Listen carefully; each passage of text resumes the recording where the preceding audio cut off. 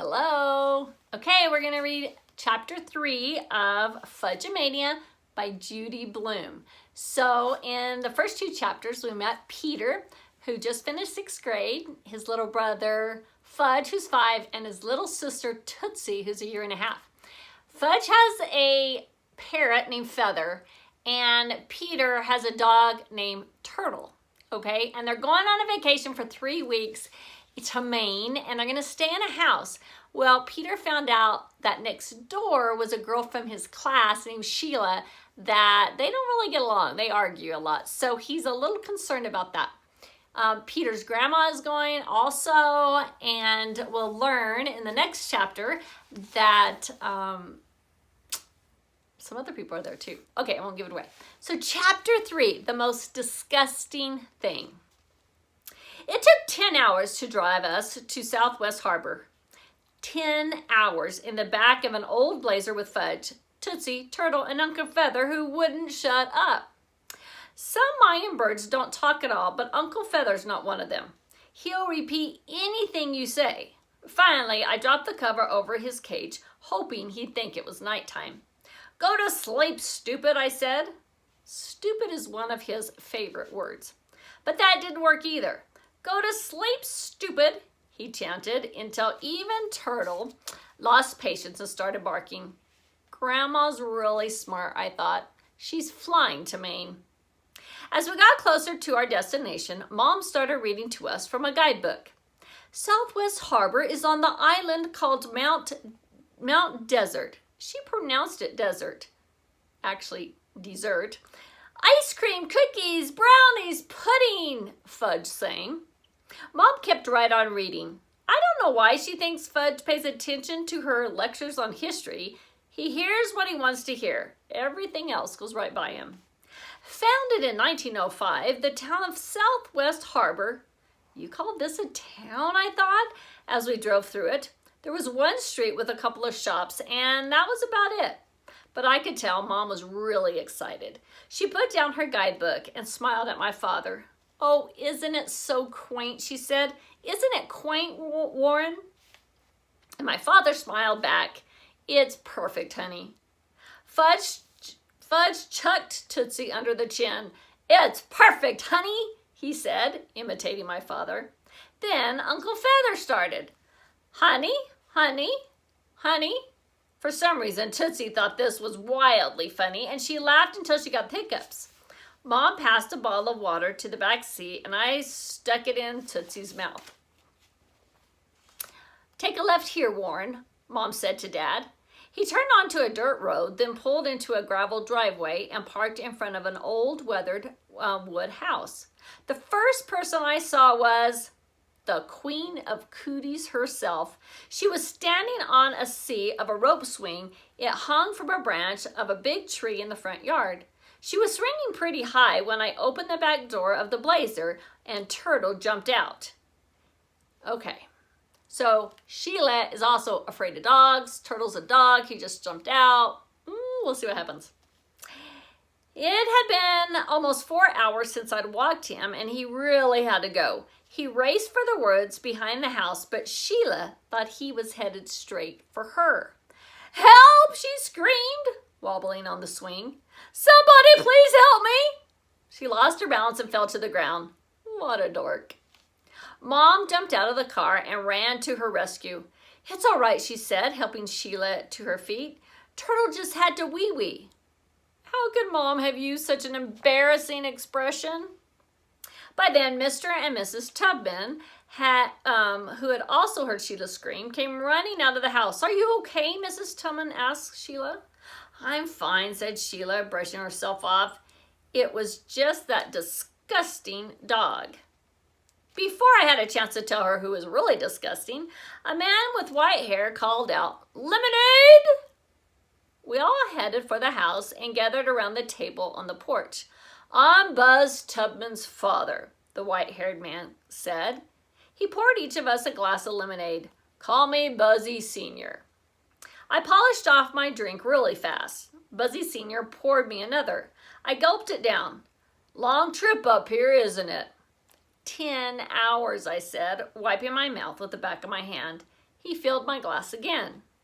I didn't even notice Fudge was watching until then. You must be real thirsty, Pete. Yeah, I said.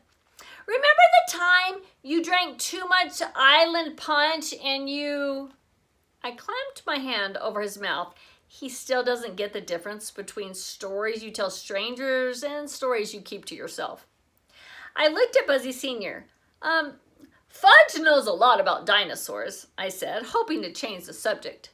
But as soon as I took my hand away from his mouth, Fudge laughed. And Pete knows a lot about cooties. Well, you can't know too much about cooties, Pete, Buzz Sr. said, smiling at me. And guess what else, Fudge said? I'm getting married under the trees. Do you know the bride? Buzzy asked. It's Sheila Tubman, Fudge said. Oh, my granddaughter, Buzzy Sr. said. Sheila's your granddaughter? Fudge asked. Buzzy Sr. nodded. Have you popped the question yet? How do you pop a question? Fudge said. You have to ask if she wants to marry you, Buzzy Sr. explained. Why wouldn't she want to marry me? It's something you have to decide together, Buzzy Sr. said. Okay, Fudge said. He turned toward Sheila, who was sitting in a rocking chair. Hey, Sheila, you want to marry me, right? Sheila laughed so hard she nearly fell off of her chair. See, Fudge said, I popped the question and she wants to marry me. Congratulations, Buzzy Sr. said. You're a lucky man. Lucky, I thought? That's not what I'd call it. The screen door opened and Libby stepped out onto the porch. Libby is Sheila's older sister. She's almost 16, but no one would make the mistake of calling her sweet. She was carrying a small white and brown puppy. Sheila jumped. I expected her to run for her life. Instead, she cooed, "Oh, my baby, my precious furry baby." She kissed the puppy almost 20 times. You have a dog? I asked. Yes, Sheila said proudly. Her name is Jake, and we just got her. Isn't she adorable? I thought you were afraid of dogs. She is, said Libby. I'm not afraid of Jake. She's afraid of dogs in general, Libby told me. This is so unfair. That is so unfair, Sheila said. But it's true, isn't it? Libby said in her most obnoxious voice. I just don't like smelly, disgusting dogs, Sheila said, looking directly at me. Are you calling my dog smelly and disgusting? I asked. Sheila folded her arms and smiled. Turtle is the most disgusting dog ever born. You want to see disgusting? Look in the mirror, I told her. She replied back, you want to smell disgusting? Smell yourself. Are you two going to argue for the whole 3 weeks, Libby said? Because that could get really annoying. You're right, I said. So why don't you just tell me where our house is and that'll be the end of it. This is your house, Sheila said. I thought this was your house. It's our house, but, I'm sorry. It's 2 houses, but they're connected. What do you mean, connected, I asked. Didn't you learn anything from 6th grade, Peter? Connected means attached, joined together. I know what the word means, I told her. Don't worry, Sheila said. There's an inside door that separates your house from ours. An inside door, I thought? How am I going to explain that to Jimmy Fargo? I promised him a forest between our houses, not an inside door. Suddenly we heard a rustling sound, and a minute later, Turtle came tearing out of the woods. A terrible smell followed him. I mean, really bad.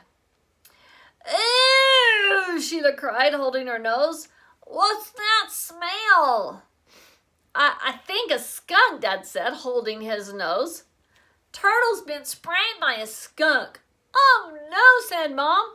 She held her nose, too. Not a skunk. They all sounded as if they had colds. I would have laughed, except for the smell. It was so strong I had to hold my nose, just like the rest of them. This is too nauseating for words, Libby said, grabbing Jake and running back into the house. Do something, Peter, Sheila yelled. What am I supposed to do? He's your dog, isn't he? Let's not panic, Mr. Tubman said. Let's think through this in a logical way. This isn't the time to think logic, Mrs. Tubman said. It's a time for action. Tomato juice, Buzzy Sr. said. Put him in a tub of tomato juice. Where am I to get enough tomato juice to cover him, Mrs. Tubman asked. I'll take care of it, Gene, Dad said. Don't worry. He headed for the blazer. Fudge chased him. Wait for me. Where are you going, Warren? Mom called. For tomato juice, Dad called. All this time, Turtle was rolling over and over in the grass, trying to get rid of the awful smell. He knew he was in big trouble. I always knew your dog was the smelliest dog in the entire world, Sheila said, and this proves it. For once, I had to agree. All right, folks, tomorrow we will read Chapter 4, The Worst News of the Century. Have a super day. Read those books, and we will see you tomorrow for Chapter 4. Bye-bye.